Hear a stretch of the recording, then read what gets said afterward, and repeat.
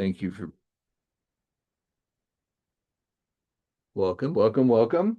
So we are continuing the Light of Wisdom commentary, and we are on page 124. We are into the section on the six paramitas, and we are talking about patience. So last time we talked about discipline and generosity, and these are the ways that we really start to take hold of bodhicitta. Now we're going to talk about preserving that bodhicitta. So patience really is so important for practitioners. This is in some ways you could look at the essence of the whole path in practice because life is difficult, right? So patience is putting up with the difficulty, tolerating the difficulty, and then even eventually, abiding in our nature so that difficulty no longer bothers us, not at least on the same level. So we're going to work with this on a lot of different levels. I'll go ahead and start with the root text. The Lamrim Nyingpo root text says, in order never to be overcome by harm doers, cultivate patience through mindfulness of the demerits of anger, joyfully undertake hardships for the sake of the Dharma, and be unafraid of the profound emptiness. So these are really things we have to do. We have to recognize that the things and beings that cause us harm are actually helping. They are the guru's activity on a different level, right? They are showing us where we're still stuck. So they're doing us a great blessing. And what you'll notice is that the further you progress along the path and you develop more merit, you have less and less people who are going to do this, right? Because you're kind of easygoing and loving, then less people are going to be irritated at you and causing you problems. So when we get further along the path and we find somebody who's difficult, or a circumstance is difficult, as a practitioner, we should rejoice. We should see, here's an opportunity to really practice, right? Because most of the time we're practicing on the cushion, and the reason we call it practice is because we're practicing for those moments where we actually get to try our capacity. And we won't know our capacity if we never face difficulty, right? These are things that, we should see our lives less like a pursuit of joy and pleasure and more like a challenge. Like in a lot of ways, this really helps, because life is challenging and we're going to face sickness and old age and death and these difficult things and difficult people. And so instead of seeing those as obstacles, we should see the obstacles as the path. We should see them as, our guru is giving us more and more difficult things to work with to keep us moving along the path. Without these difficulties, we won't be able to progress.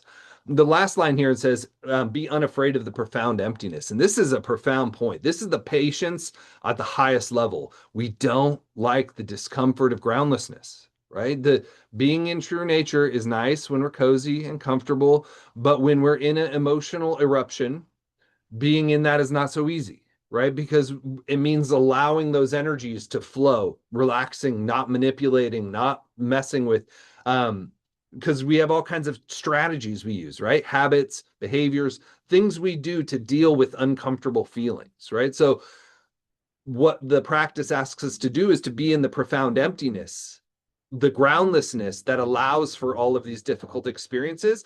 And also there can be a fear of this groundlessness itself, right? The subtle anxiety that we'll notice when we really open up deeply, because this thing that we've held to so tightly for so long is no longer supporting us. And so we feel unnerved when we are in this openness. And like I said, when everything is situated and our belly's full and everything's good, then it's nice to rest our mind, right? But when things are challenging, that's the real measure that we have to work with. The essence of patience is to maintain the attitude of not taking offense, to be free from accepting or rejecting good or bad, and to cultivate a superior intention so that it becomes unswayable and never overcome by harm doers, particularly such as ill-fitting ingratitude. So this has a lot in it right here. So the attitude of not taking offense means just what it says, right? When people say things that challenge our identity, our positions, our political views, our spiritual views, our religious views, all these things, that we're able to endure them without reaction. And of course, we can work with these on lots of different levels, right? So at the highest level, we just stay in our nature and everything's like an echo, right? The sound is just sound. We don't grasp at the words they're saying at all. They just flow through our nature and we don't react whatsoever. That's the highest level. we can go down a little bit. And if we have this moment of, right, then we can transform that moment of frustration into clarity, right? This is the Vajrayana method. So then we see, the guru is testing me, right? And so then you can like shift and take on the insult a little bit. If that doesn't work, you can take it down to Tonglen level. Really like breathe in, loss to me, victory to them. That's a fun one, right? Especially with like politics and stuff. Just, I lose, they're right, I'm wrong. We really don't like feeling that way or saying that. But I think that can be so helpful to at least feel it, right? Like, because one thing that's really helpful to remember is that this quote I really like from Ken Wilber, he said, "No one's smart enough to be wrong all the time." So even our worst enemies have a point. So try to see the truth and angle of even their very distorted perceptions. This opens our heart, right? Because there's part of us that's, like that. That's part of why we react so hard, right? Because we have decided I'm not going to be like that. I'm going to be a good person. And these people act in a negative way, and I'm not like that. So when they're negative, we fight that extra hard because it's a shadow of ourselves, right? This part of us that we don't like facing, that we've pushed aside so that we could be a better person. What we really need to do is embrace everything in love, including that part of ourself that we have decided to not act on, right? We have these, 2-year-old self, and it's rough when 2-year-olds are running the world, but they often are. And so when they are, recognize them as, children, and this is really helpful for me. The texts all say your mother.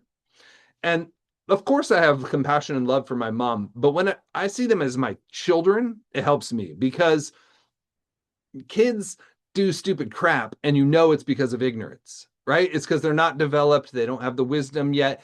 You have much more patience with them because you recognize their lack of development. Once they're in an adult body, we tend to lose this, right? We're like, they're stupid or they're evil or whatever. But instead, you could just see they're still just this 2-year-old. They're still just undeveloped. They still had so much trauma and difficulty that they were unable to grow in the way that they should have. And that's all of our responsibility, right? As a social, interdependent world of sentient beings, the beings who are still selfish are our responsibility, right? Why don't we have a culture and society that supported those children to be better people? We don't. And I see this in the schooling system every day, right? Like, because we try to put, square pegs in round holes, kids who aren't built for classrooms, kids who aren't built for, sitting and focusing and writing papers and doing all these things that are only like one specific style of learning that really is just about compliance. When you try and cram people into that, you're always going to have some people that fall out of the system, and they either learn to manipulate the system or they fall through the cracks and become, the destitute. So remembering that is really helpful for me. And I think that might be helpful for you also. And to cultivate a superior intention so that it becomes unswayable and never overcome by harm doers. And that is the intention to attain enlightenment for all beings, including and especially our harm doers, right? That attitude and intention, that bodhicitta motivation should be so strong that we are unswayed by their difficulty and we don't lose our compassion. Like I think it was Adi Rinpoche when he came out of the Chinese prison camp and went and talked to Dalai Lama, and the Dalai Lama said, like, what was your experience in there? And he said, I almost lost my compassion for the Chinese once, right? And that was his, the danger he faced in that. He didn't say it was so painful, it was so hard. He almost lost bodhicitta for a moment, right? So if we have this kind of unswayable intention, then we'll be able to meet with even things as terrible as a prison camp. And particularly such as ill-fitting ingratitude, right? When we do kind things to people and they don't say thank you, and in fact, they still treat us like crap, that's the one thing we have the hardest time with, right? It's so frustrating when you're kind to somebody and they repay you with, disdain. So being patient with that and taking it as an opportunity to practice and strengthen your bodhicitta is, a really powerful practice. So patience can be divided into 3 types: the patience of not taking offense at harm doers, of undertaking hardships, and having confidence in the Dharma. So patience, as we talked about, taking offensive harm doers, undertaking hardships, we've talked about that, and confidence in the Dharma means that you're really relying on the truths of this system, path, and way beyond your own knowledge, right? Because sometimes we don't know. We feel like, no, I should really let them have it, right? We feel like maybe we know better. Maybe we need to like transform the Dharma a little bit because our understanding's a little better. This sorts of things, we don't want to do that. We want to rely on those masters who really perfected this. When we're talking about Guru Rinpoche's mind, this isn't an ordinary mind, and his way of perceiving and telling us how to walk the path, we just need to trust it, and not think that we know better, even when it's difficult and we can't even quite see in the moment why it's important to do this. We kind of just trust that. And also, of course, the Dharma, the ultimate Dharma, we trust in our true nature, that in our true nature, there's no problems, that there's no harm doer, there's no self, there's no other. All the things that we're dealing with at a relative level aren't even really issues in the display, right? So that's the ultimate Dharma. We take refuge, right? Instead of reacting, we take refuge. For the first, be mindful of the demerits when you give rise to anger at harm doers who are aggressive towards you. So think about the negative consequences of anger. Anger, I'm sure you all know, can cause you massive problems. One moment of anger can destroy a whole life. How many people, wars, murders, relationships, how many things have been ended because of a flash of anger? It really is the most dangerous of all emotions, something we have to be so careful about. And it starts with subtle frustration. So we need to watch subtle frustration very carefully because it can come out in that flash of anger, and that one flash of anger can destroy lifetimes of merit. We can completely destroy our relationship to the path, to the Dharma, to our Vajra brothers and sisters, to our teacher, to our parents, to our children, to our friends, to every sentient being. Anger is dangerous, and we need to treat it with that kind of respect, and think about its negative qualities.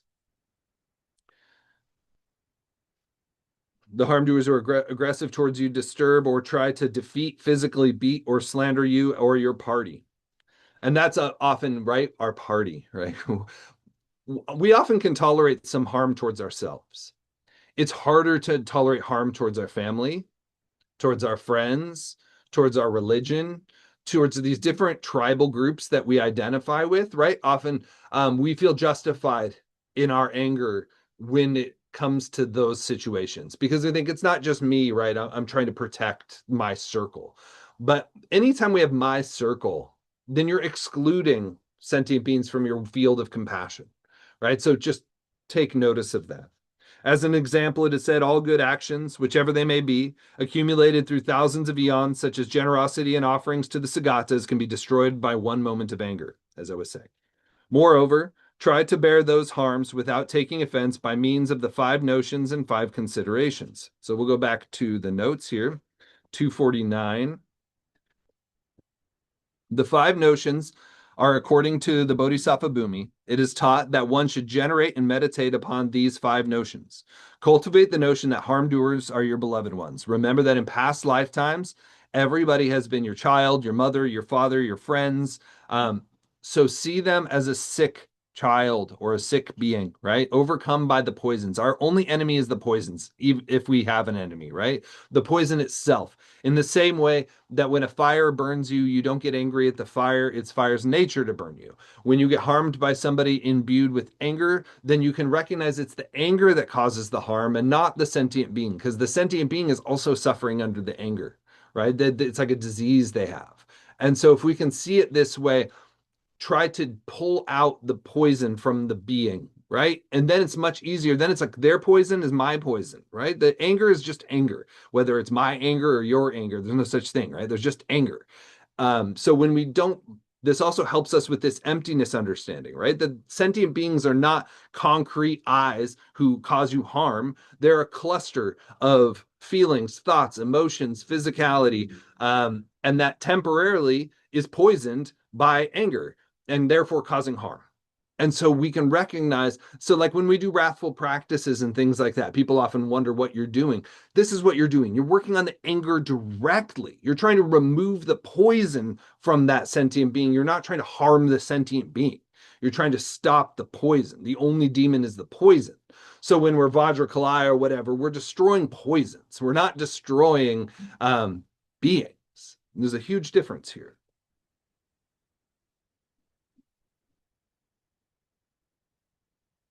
The notion of simply following the Dharma, the notion of impermanence, that it won't last, that it's temporary, it's a temporary affliction, it's not who they are, it's not going to last for you forever, and it's not going to last for them forever.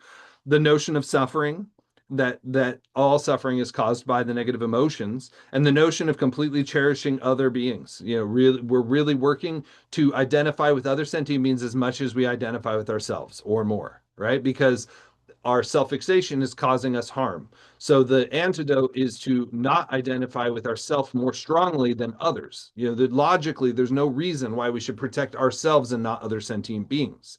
We should think of everyone as equal. No one wants suffering and everyone wants to be happy. So we should try to remove the suffering of all beings and not try to just remove our own suffering, right? We should always include them. The 9 considerations are according to the view of the master Shantideva: to consider that others who harm oneself have no self-control, to consider the shortcomings of one's own actions, to consider the shortcomings of the physical body, to consider the shortcomings of the mind, to consider harm doers without making a difference, to consider those who benefit, to consider those who are most kind, to consider how to please the Buddha, and to consider what has great benefit, and to be patient. I'm not going to go through all of those, but you can see how they easily explain all the things that we need to be mindful of as we walk the Bodhisattva yana. Back to 125.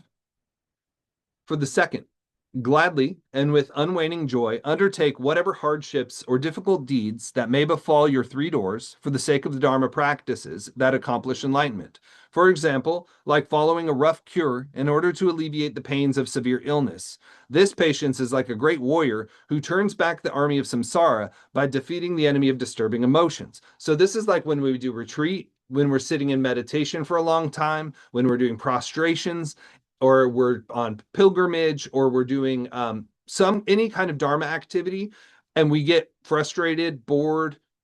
We should really think about how this going through the suffering related to this Dharma practice is like getting surgery at the doctor.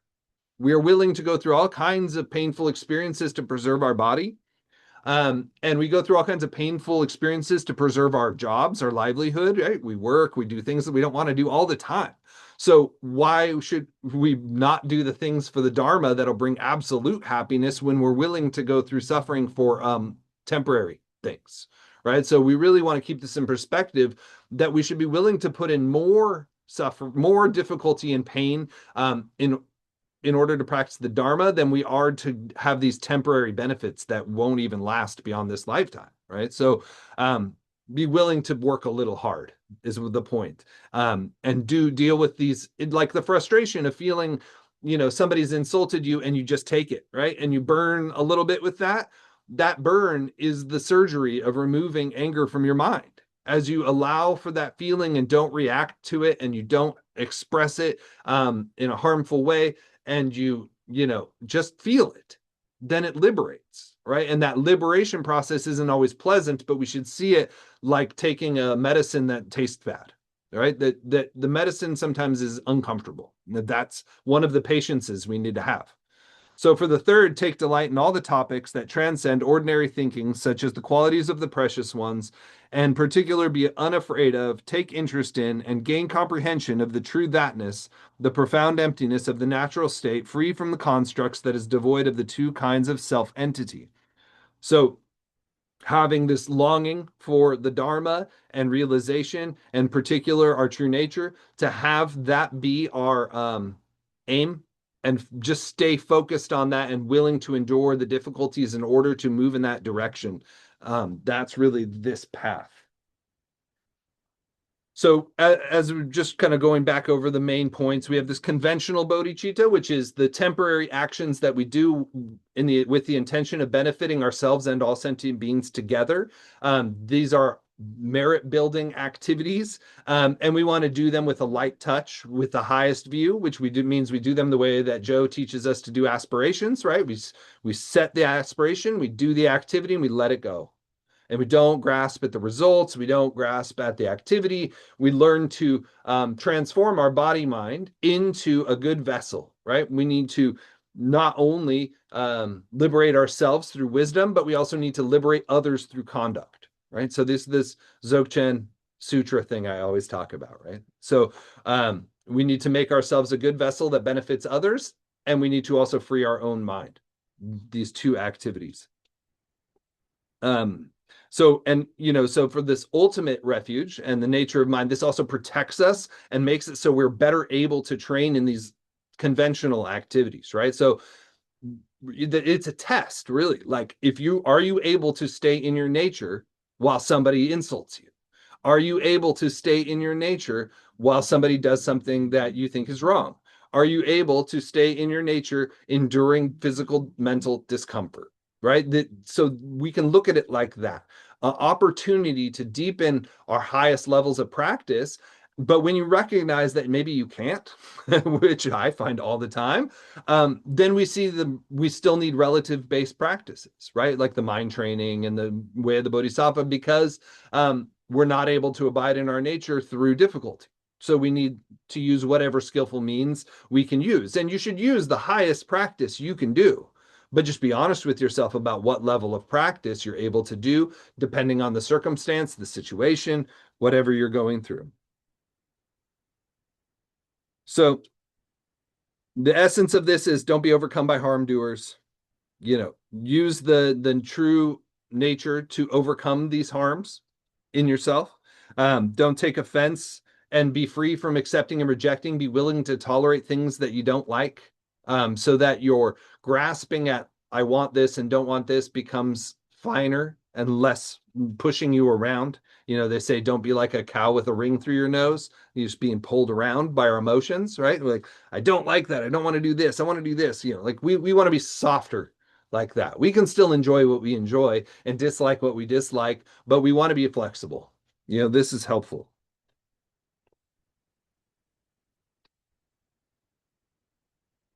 So patience is patience with emptiness. The ego flinches at groundlessness and remains, and all of this armor and reflexes is ultimately about that, right? It's all about avoiding this openness. That's what all of this system is built to do. Yeah, Vivian. Okay, so I have a question about anger. It may be semantics, but I'm not sure. Um, in my own experience, um, well, I'm not prone to getting angry a lot. So that's just, I get afraid more than I get angry. And I think that's a typical female male difference also. But when I do feel angry, it feels like an energy that is powerful and useful. Like I don't feel like it's a bad energy. Mm-hmm. Uh, because it creates movement in me to be able to do what needs to be done sometimes. And sometimes things need to be stopped. Mm-hmm. Yeah. So I just wanted to say that because, sometimes like at the Buddhist Center here, everybody is like so sweet all the time. And I'm like, it doesn't seem like really the thing. I don't know where I'm going with this, except I don't see anger as a really negative emotion. Yeah. Well, I think you just So, need to parse out what we're talking about here. So it is kind of semantics, right? So mirror-like wisdom is the wisdom you're talking about, right? The ability to see and act in an appropriate way. And if you need to draw a boundary and you need to say no, you say no. But anger is really, when it's talking about it in this text, it's a self-other situation of ego behavior, right? It's they shouldn't have done that. It's the storyline, right? Like if you're in a storyline, then you're in anger. If you're Mhm. just clear and you know what to do, that's not anger. That's not what they're talking about. That's the wisdom of mere like wisdom. Every poison is just a energy that we don't like, right? So what happens is we experience anger and we're told that's a bad emotion, or it feels uncomfortable, it feels hot and kind of intense. And so we try and like manage it, right? And all the managing has led to like these different behaviors of aggression, right? That we do with our mouth and with our body and all of that is due to clamping around this vivid, intense energy.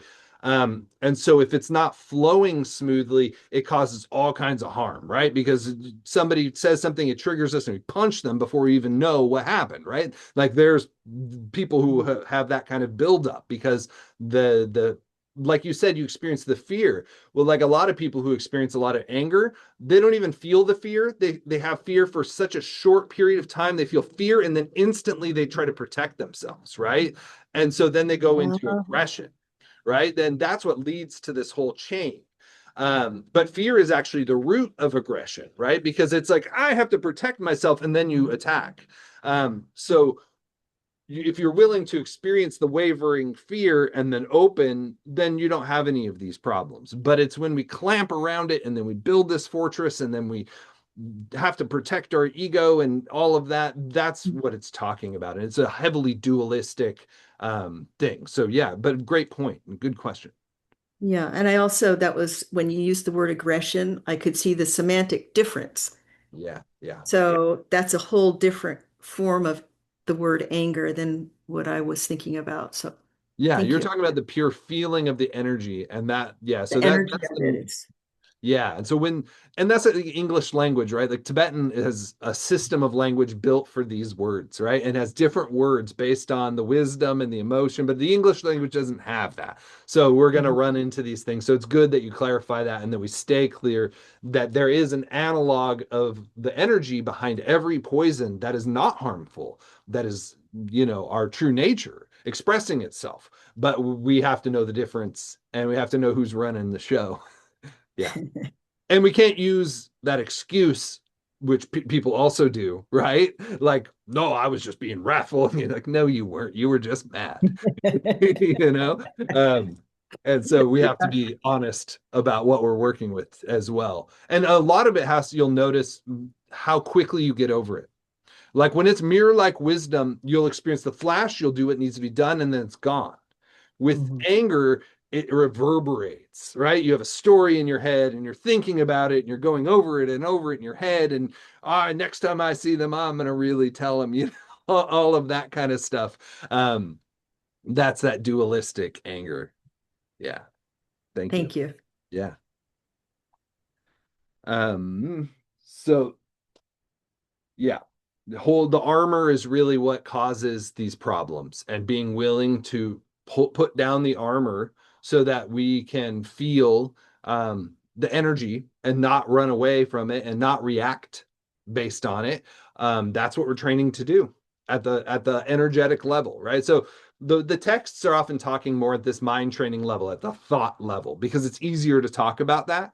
But what we're doing is really training ourselves to experience energy and to stay in our nature without collapsing into this mind-made self, right? That's the whole thing. So before we move on into diligence, does anybody have any other questions, thoughts, comments?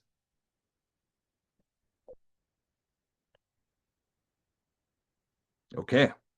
So the next factor that keeps our bodhicitta is diligence. The Lamrim Nyingpo root text says, by awakening a courageous fortitude for what is virtuous, don the armor of tirelessly engaging in bodhisattva deeds. Exert yourself without distraction throughout day and night, and cast away weariness when striving for the welfare of others. The essence of diligence is to take delight in virtue, free from laziness, and to awaken an immense courageous fortitude for what is virtuous and wholesome, caused by the continuation of former good karma.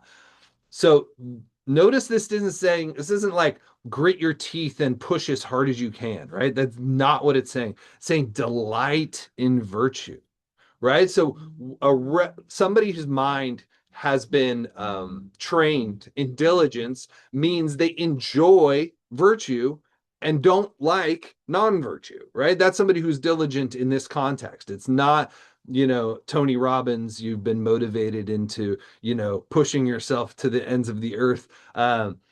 There could be a little bit of that going on, but I think that mostly people run into trouble with that attitude, right? What we need to do is recognize how wonderful virtue is and how much it produces benefit for ourselves and for others. And when we have that wisdom and that insight, then we more and more want to engage in virtue.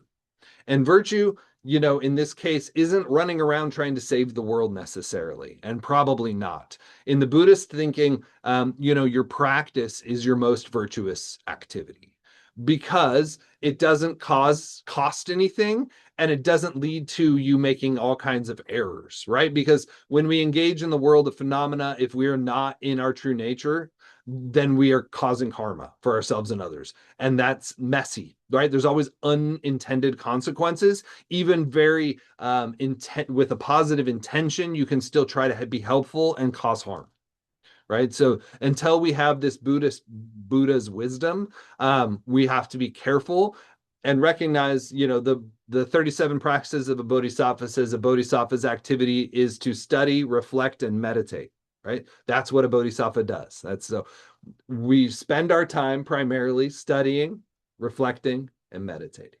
These are how we benefit others. And what we're doing is training ourselves for this life or the next, whenever the opportunity rises up for our being able to support others, because that's what a Buddha does, right? A Buddha does it without any intention. A Buddha is a continuous flow of benefit. That's all a Buddha is, right? It has no self-grasping. A Buddha is just a channel of benefit. So we're working from multiple angles to make ourselves into a channel of benefit, right? So we need our vessel, our body, speech, and mind, all to be coordinated in a way that benefit comes out continuously to others, no matter what we're doing. Just by seeing, hearing, or touching you, they could be put on the path, right? This is what we're trying to become. A hole in the matrix, right? We're trying to dissolve the samsaric structures in ourselves, and then that bleeds out into the world. And in Buddhism, is particularly Tibetan Buddhism, they mainly think of the world, as far as I can tell, that you set yourself up energetically and the world will bring you, your karma will bring you what you need. So America in the West, we're very conditioned to like having an idea of what we should do with ourselves and our lives, and we should have a purpose, and we should like try to grind it out and go do that thing, right? Whatever you decide you think is best to do. Well, I don't know about you, but that hasn't worked out so well for me. Um, the world, and people, it's always those people who are really, really successful and famous that say that you should do that, right? Because they're like, I did it, you should do it. If you go push hard enough, you'll be successful and famous too. We have all this bootstraps kind of idea. And we also think that benefiting others means you're famous, right? Like those are really bound up in our minds, right? How many countless people exist in the world that you've never heard of and will never hear of that probably bring more benefit than any of the celebrities we all know, right? That these two get very mixed up in our minds. I know for me that somehow benefiting others means you're famous, you're this big llama, or you're on TV, or you run centers, or you are a doctor and you're a surgeon, and you're like all of this, right? Like those are capitalist ideals, right? Not dharmic ideals. The dharmic ideals is to become a vessel of love, and that whatever's in front of you, you're giving your full attention and love and tenderness to, without having an ambition behind it, right? The only intention is to keep moving towards Buddhahood, which means to let go of self-grasping. And so you can see how that's an ego hijack, a near enemy of love and diligence, where you should be doing something, right? Like out there doing something. Like this is very ingrained in us from a young age. So instead, to really focus on transforming our own mind and body and serving those around us, being willing to be very little, right? Like the person you see every day, that matters so much more than trying to save the world, right? Like, what does that even mean?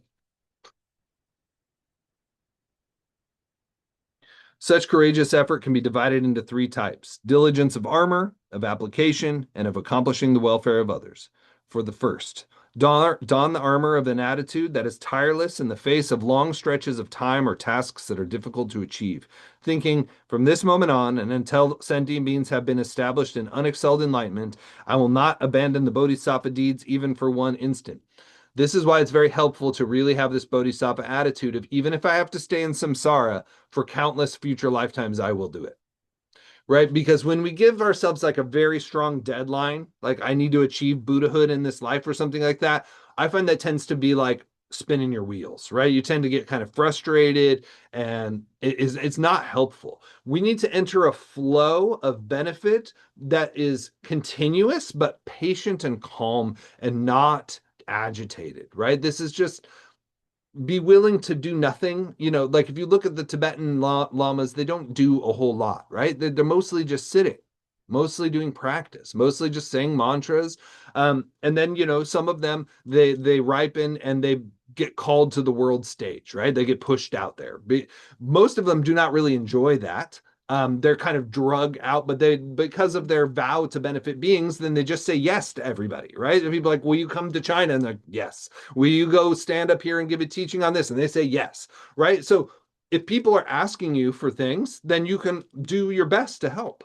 But we don't need to go looking for that. We can have this long view that we will train ourselves so that if the time comes where we can bring benefit to more beings, we will, right? So we're just being prepared, but we don't need to rush to that. We can think, maybe I'll have countless future lifetimes training to be a bodhisattva, and that's okay. And just kind of relax into it, not be in such a rush. Yes, we want to practice POA. Yes, we want to have the Dzogchen methods and do our best for this lifetime. But if we get hope and fear involved in there, that's not Dharma, right? Literally the difference between Dharma and non-Dharma is hope and fear. If hope and fear are involved, you're not in Dharma anymore. So be in the present. Even the intention, may I liberate all sentient beings, is in the moment. That's the release, right? I will liberate all sentient beings. And then you let go. It's in the openness that actually comes into fruition, not in the attention around that verse.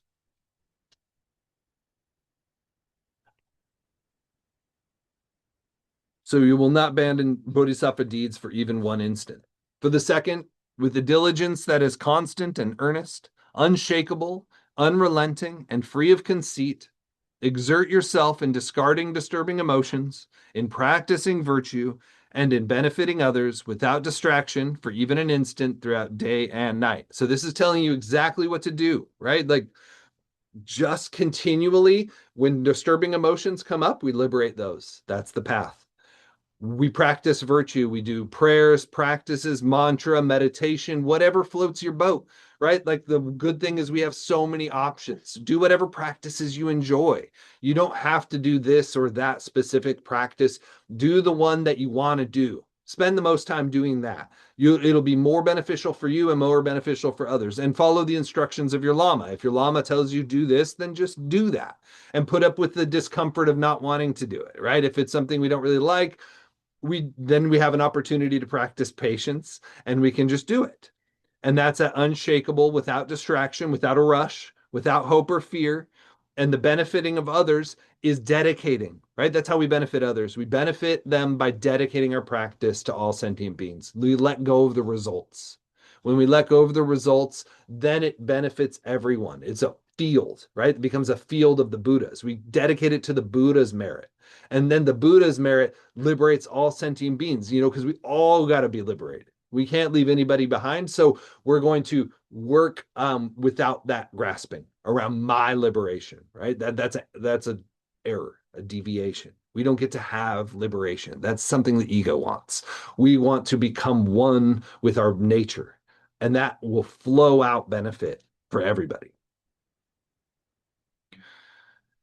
For the third, when able to achieve even the slightest aim that is of direct or indirect benefit for other sentient beings, abandon feelings of weariness or tiredness, even if you have to remain in the lower realms for eons, and accomplish their welfare before anything else. So if you find yourself in a Chinese or American prison camp, or you find yourself doing a practice that is very difficult, or if you find yourself working a job you don't really like, you can dedicate it for the welfare of beings and just keep going, right? That's the diligence. It's just keep going, one foot in front of the other, not worrying so much about where you're going, just now and now and now. And you can take a break and you can relax your mind and then do something else. And you can just keep going like this, slowly, slowly climbing the mountain. Okay, so that's diligence, right? We're not trying to get rid of urgency. We're not trying to have urgency. We're trying to just have a love for virtue and recognize that as our life path. Doing good, helping, being beneficial where we can, a kind word, cooking a meal, little things, right? Saying a mantra, one single Om Mani Padme Hum brings benefit, right? So we can be relaxed that these little things that we do all day are beneficial and good and what we should spend our time doing. So the view makes this effortless, right? When we're really in our nature, then this is true diligence, right? The diligence of being in our nature, you'll notice there's no future in that, right? This isn't the diligence of grinding away at something. It's totally present, but it's also never exhausted and never giving up. It's a like I said, the Buddha flows benefit continuously without any need for sleep or breaks, right? That's what we're working towards, becoming a channel, right? The shamans talk about a hollow bone, right? It's a little bit like that, right? It just flows through. You're trying to make yourself hollow. It's like take Damien out of here and allow Guru Rinpoche to be in here. That's my aim, right? Like not to Damien becomes Guru Rinpoche, right? Like that's ridiculous. It will never happen. But I can minimize my grasping, and then Guru Rinpoche's blessings through my teachers can come through, right? If I get out of the way. But if I keep holding on to my personal ideas and aims for what I'm supposed to do with my life or with this existence when it's difficult, etc., then I get in the way of those blessings coming through to benefit beings. So become a channel of benefit by being in our nature. Any questions? You might also notice that each of these paramitas has all other 6 in it. And this is actually written, Nagarjuna has a text from his Prajnaparamita commentary where he explains each of the 6 paramitas in each of the 6 paramitas. So this goes very deep, right? We can have concentration on diligence. We can have patience in diligence. We can have, generosity in patience. We can, all of these go together. And so I spend time considering that. Think about how they really fit together, because in our true nature, they're all fulfilled, right? So it's this infinitely complex system on a relative level, but on an ultimate level, it's just one thing. But it's really helpful for you to see because on some level we are all still working with our personality, right? We're still working with our thoughts and our body, and so we have to kind of work with that a little bit, practice giving, practice being patient with intention. A little bit of that is necessary even if we're practicing at the highest level. Anything before I move into concentration?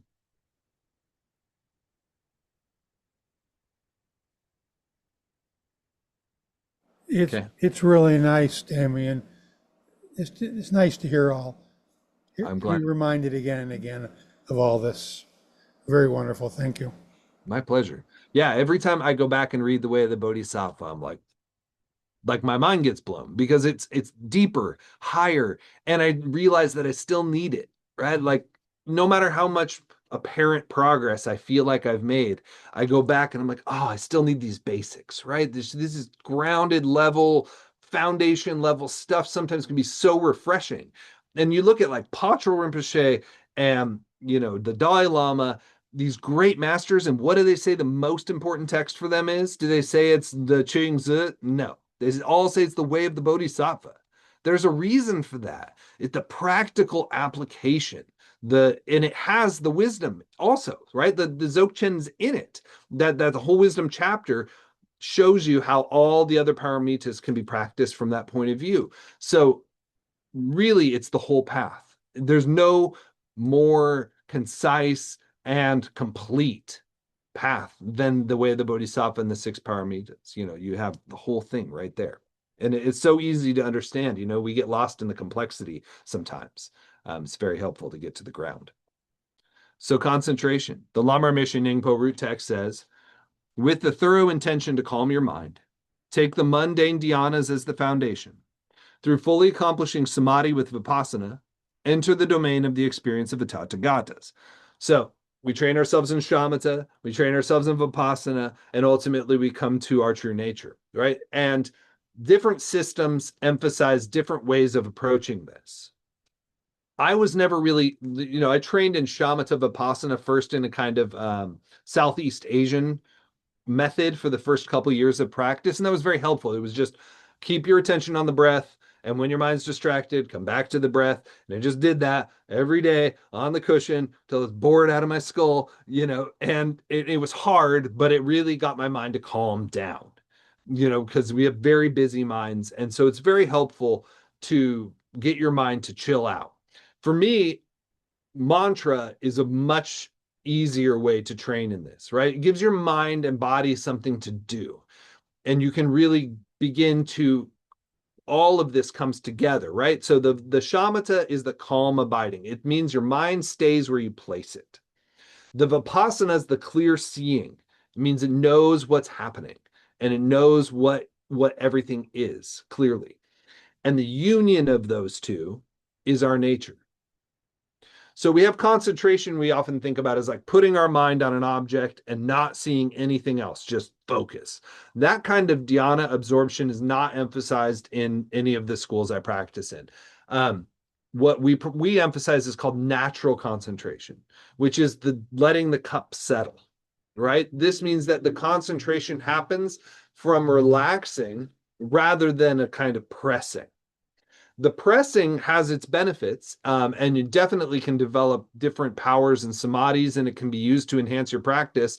But really, allowing ourselves to be open and relaxed, I think, is far more helpful and beneficial.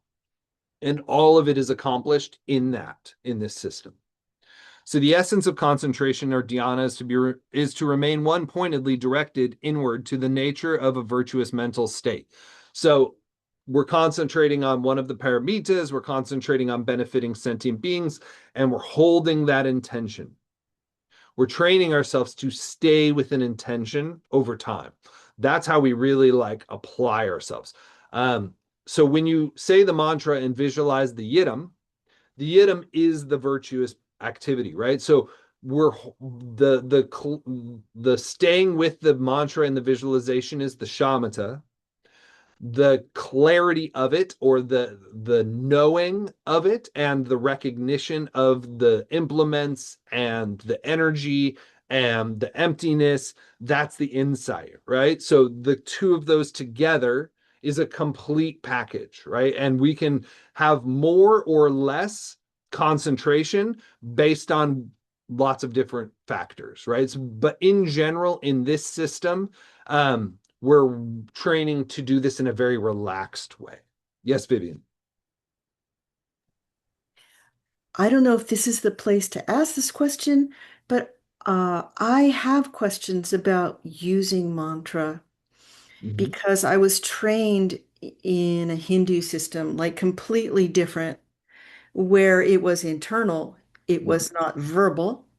Sometimes we chant, but it would become internal and transcendence would happen that way. And when I hear you or Joe saying, repeating a mantra, you guys say it so fast that I don't even can't even hear the mantra, Yeah. right? What are you doing exactly? And is it and what happens to me because I was so trained to do it internally, it's kind of two questions. Is that for me, sometimes all of a sudden I'm doing it, the repetition, and then it becomes like so internal that uh I could be like sometimes the mantra just starts going internally without me saying anything, like a lot happens at night. I'm just curious, like, I don't get, because I was trained so differently, I really don't understand what I'm doing. Yeah. So doing it silently is just fine. There's a whole tradition for that in Vajrayana. So the wisdom mantra done at a wisdom level is done silently. Generally, you train first by saying it out loud. And you say it so many times that you can say it really quickly. And then in the Nyingma school in particular, they have a method where you chant and then you trail off. And then you chant and you trail off. So it'd be like, Om Mani Padme Hum, Om Mani Padme Hmm. Hum. And then as you breathe in, you're still saying it silently. So you're doing both. And usually it's done quietly, right? So there's every approach. Garchen Rinpoche really emphasizes the singing, the kirtan style, right? Of singing with devotion and really attending to the meaning of each syllable as you say it. And this is its own benefit. And you can combine that with recognition of your nature, then that's the highest practice you could have.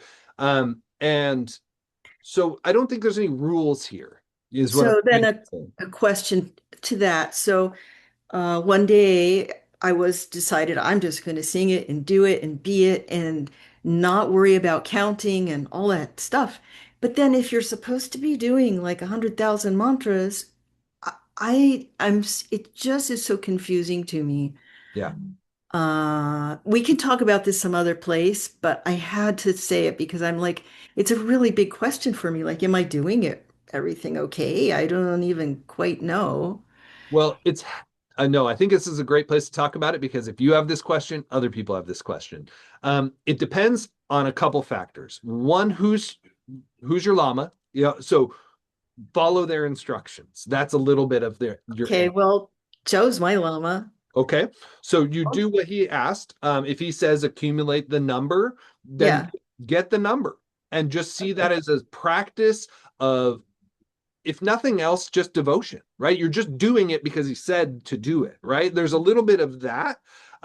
You'll find that when you say it more and more, your speech chakra will open more and more, and your ability for your tongue to like dance the syllables very quickly will happen um, over time. And Garchen Rinpoche specifically said that you could count syllables if you sing it. So he said if you need to do higher, if you need to track your accumulations, then just count each syllable as a bead.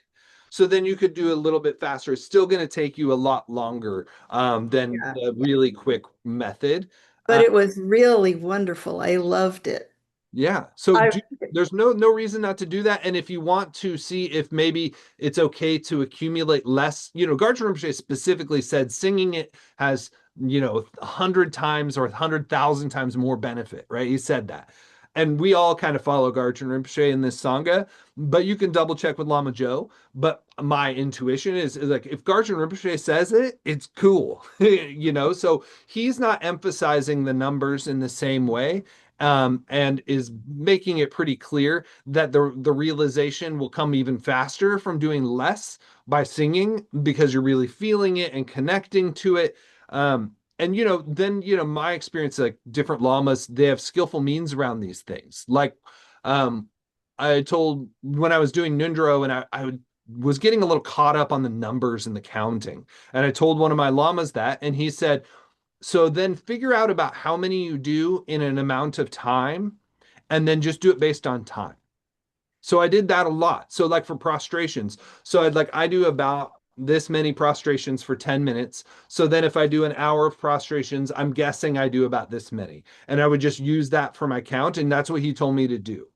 So I think you could work out something similar if you're finding that that works so much better for you, that maybe you're just going to spend, 100 hours singing, right? And you just make that your aim and come up with something with your teacher.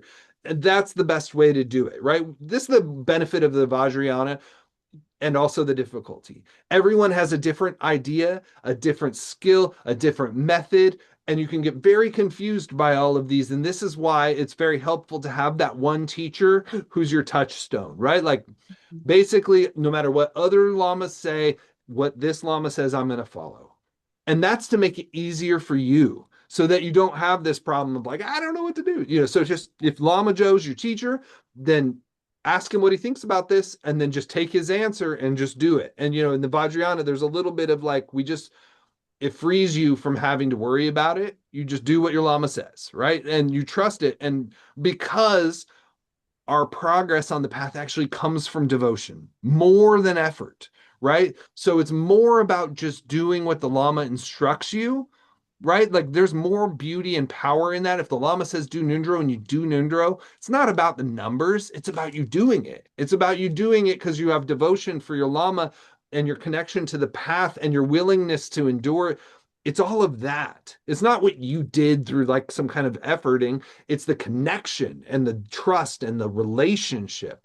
So that's the primary thing, right? So work with your Lama and you have, direct access to your Lama anytime and he answers within an hour, right? Most people have nothing like that. So have devotion. And if you take your, Lama, you've chosen your Lama in that way, then work really hard to have a peer view of them and really just trust whatever they say. Like, and don't let your own thoughts about it get in the way.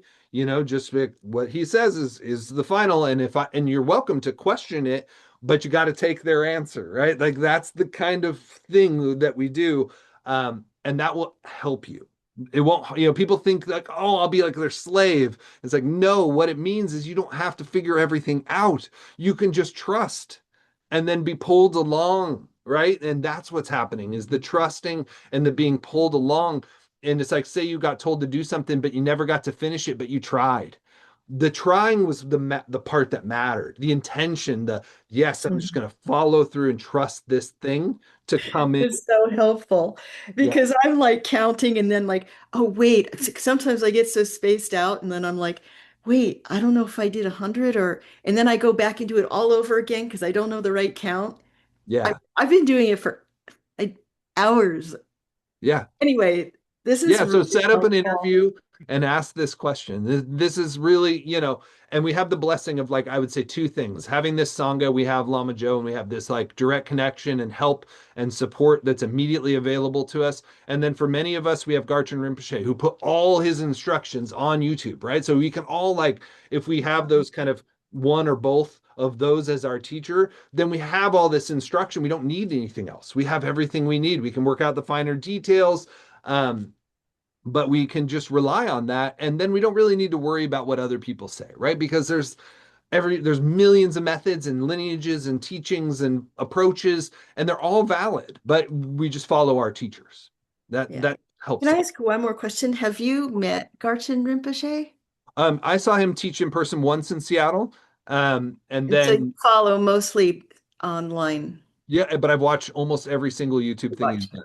Yeah. Okay. And his believe me when I say there's no separation. You can watch a recording and you'll get the same thing of the empowerment. Like he says this, and no other lamas say this, but he says the recording counts. In my experience, it works just as well as a live stream to watch a recording. If you sit down and you do it, and you do it in a focused way, and you offer incense and you do the prayers, it works because his wisdom mind is he's so Buddha that you can just get it directly from him right away, right? Without any intermediary. And that's been my experience. And his blessings, like if I watch his videos for like a couple days, my life starts getting better. Like his blessings are crazy.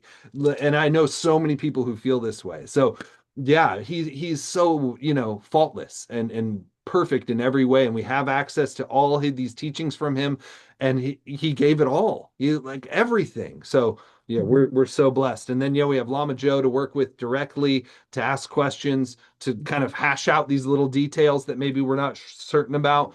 So we've got the whole package. So we're so blessed. I want to respect Martha and Michael's time. Thank you so much, everybody, for being here again. It's so good to see you. I missed you last week. Um, and we'll continue with concentration next week. Keep going on that, and I'll send you a recording as soon as I get it. And yeah, thank you so much. Let's dedicate the merit. By this merit, may all attain omniscience, having defeated the enemy wrongdoing, from the stormy waves of birth, old age, sickness, and death, from the ocean of samsara, may I free all beings.